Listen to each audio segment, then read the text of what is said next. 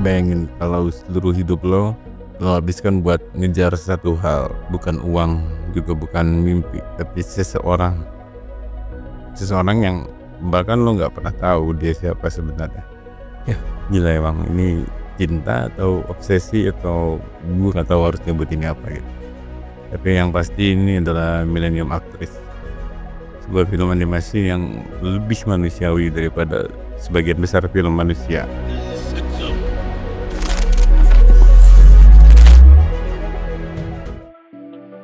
Yuk, gokil, seorang penikmat anime yang bakal bahas cerita fiksi buat ngertiin realita. Selamat datang buat lo yang baru datang ke Skill Hub.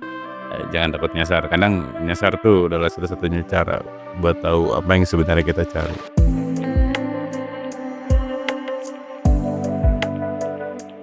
Millennium Actress ini bercerita tentang seseorang bernama Shiyoko Fujiwara. Dia tuh artis legendaris yang pensiun secara misterius, padahal lagi puncak karirnya banget. Kali ini dia lagi didatangi sama dua pria yang mau ngangkat kisah Shiyoko ini jadi sebuah film dokumenter. Ya, dari sana kita diajak ke kilas sebalik yang nggak biasa. Itu bukan cuma flashback ya, dan perlu lo ingat kalau ini tuh karya satu sikon, sutradara yang nggak pernah ngasih cerita yang lurus-lurus saja. Jadi jangan kaget kalau lu tiba-tiba apa nih ya bingung pastinya.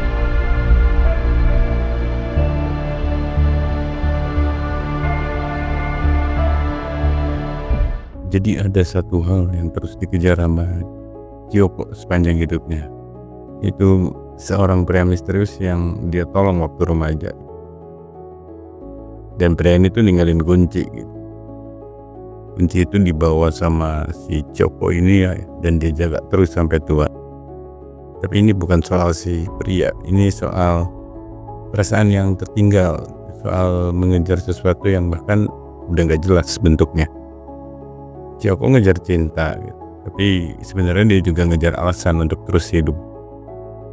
Setiap film yang dia mainkan, mau itu film samurai, sci-fi, romance, jadi panggung untuk ngejar mimpi yang sama. Bahkan sampai tua pun dia bilang gitu, aku bahagia karena aku bisa terus mengejarnya. Ini bukan soal mencapai, tapi soal mengejar. Dan itu adalah hidup kita semua, bukan?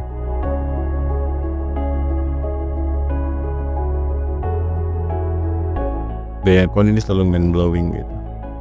Transisi adegan bisa dari studio ke gunung es, dari rumah keluar angkasa, atau dari kenyataan ke film. Itu bukan cuma sekedar gaya doang, itu tuh metafora.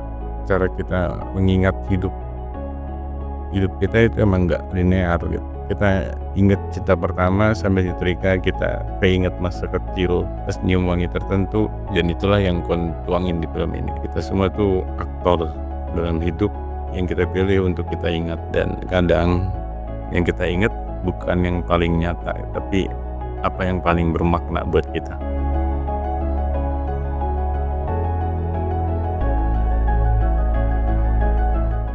Itu kayak ngarokan sesuatu yang enggak jelas sih sebenarnya. Sama gue mikirnya, ya orang nggak tahu namanya juga, tapi tetap aja dikejar. Kalau lu lihat laki-laki yang dia kejar itu, si Maya Animalis, namanya itu The Man of the Key, kayak ada namanya. Coba, bahkan sutradaranya pun gak ngasih nama ke orang ini gitu, tapi kenapa bisa nggak jelas gitu, ngejar-ngejar sampai segitunya. Banyak orang yang kesel juga sih di IMDb. Gue lihat ini adalah karakter utama yang SNM.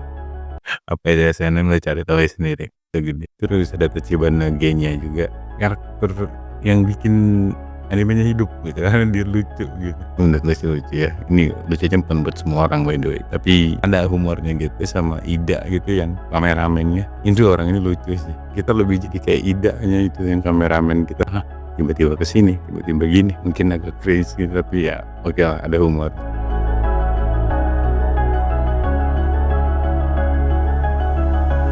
Yang di Jepang tuh tahun 2002 gitu dia rilis. Itu berarti berapa 3 tahun gue baru nonton sekarang ya. Ini sama studio Madhouse, tetap temanya tetap orang dewasa guys, tapi dia nggak se ekstrim kakaknya yaitu Perfect Boy, itu lebih kacau sih. Tapi ini emang lumayan mengganggu, tapi tidak terlalu ekstrim se ekstrim Paprika gue rasa. Sejauh ini dari yang gue tonton dari satu sikon, ini yang better gitu. Kayaknya ya salah satunya yang positif dibanding yang lain tuh yang somehow itu jadi ya harapan gitu, impian yang dia cari itu gitu, obsesi dia tuh bikin dia berhasil gitu di hidupnya. Kayak motivasi sih jatuhnya ini oke sih, masih bisa ditonton di tahun 2025 juga masih oke transisinya. Kalau kata Stephen, gue nggak tahu kenapa dia selalu hebat gitu dalam soal transisi, selalu ada aja gitu, misalnya gambarnya gitu, pergerakan karakternya atau dari sound effect-nya dan apapun gitu, itu bisa jadi nyambung gitu. Meskipun pindah-pindah lokasi atau karakter, tapi oke, nggak terasa patah. Itu sih yang bagus.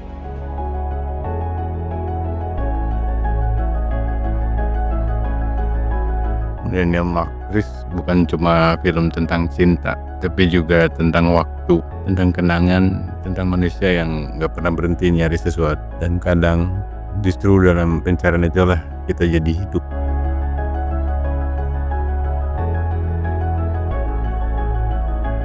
Jadi sekarang gue pengen tanya, apa hal yang lo kejar sampai hari ini? Bisa lo tulis di kolom komentar, gue pengen tahu. Karena mungkin kayak Ciopo, yang lo kejar tuh bukan tujuan gitu, tapi arti dari diri lo sendiri gitu. Cukup segitu aja kali ya. Thank you banget yang udah nonton videonya sampai akhir. Ya gue menghargai banget setiap waktu yang lo buang buat nonton gue gitu. Thank you. Kalau lo suka, lo bisa like videonya dan di subscribe, apalagi di share boleh banget. Ya gue Akil, nikmati, pikirkan, dan hayati.